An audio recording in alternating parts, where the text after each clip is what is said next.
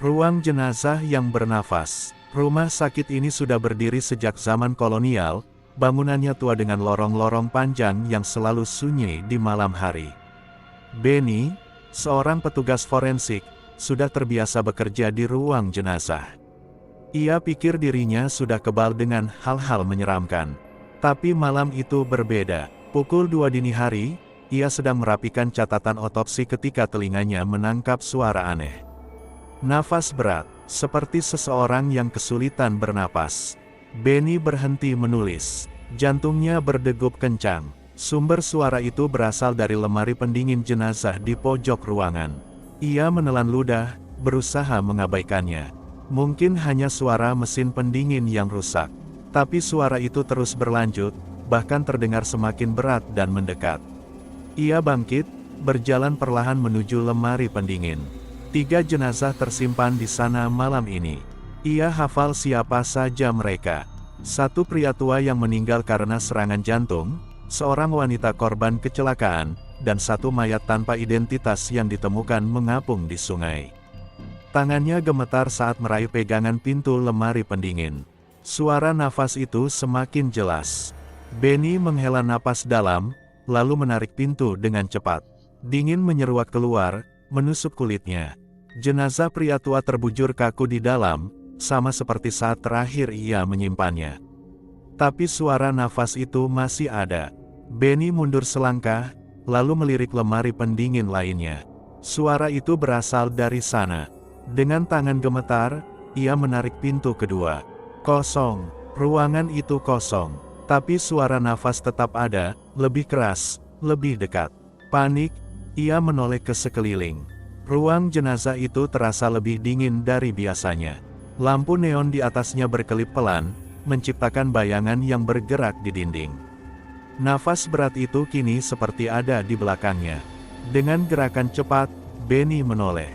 Tidak ada siapa-siapa, tapi bau anyir menyengat masuk ke hidungnya, bau khas mayat yang mulai membusuk.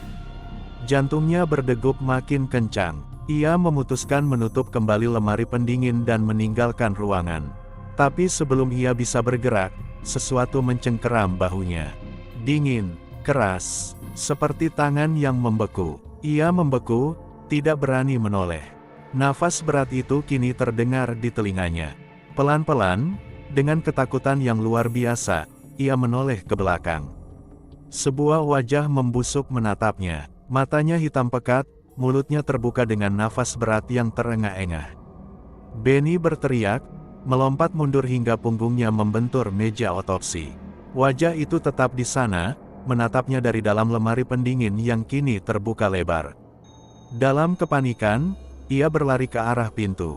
Tapi ketika tangannya menyentuh pegangan, sesuatu berbisik di telinganya.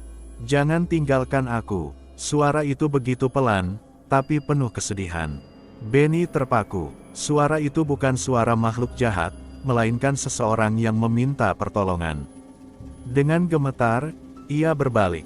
Wajah busuk itu masih ada, tapi kini matanya berkaca-kaca. Benny mencoba mengatur nafasnya. "Siapa? Siapa kau?" Wajah itu tidak menjawab, hanya mengangkat tangan yang membusuk, menunjuk ke dalam lemari pendingin. Dengan keraguan besar, Benny mendekat. Di dalam lemari, sesuatu yang aneh tertulis di dinding besinya. Tulisan itu tampak seperti goresan kuku. Benny menahan napas. Ini mustahil. Sebelum ia bisa berpikir lebih jauh, ruangan itu tiba-tiba bergetar. Semua lemari pendingin terbuka sendiri, mengeluarkan hawa dingin yang membekukan. Dari dalam, terdengar suara jeritan dan rintihan. Benny menutup telinganya, mencoba tetap waras. Tapi tiba-tiba, semuanya hening. Nafas berat itu menghilang. Ruangan kembali seperti biasa. Dengan kaki lemas, ia melangkah keluar ruangan. Tapi sebelum ia menutup pintu, ia mendengar sesuatu. Satu tarikan nafas terakhir.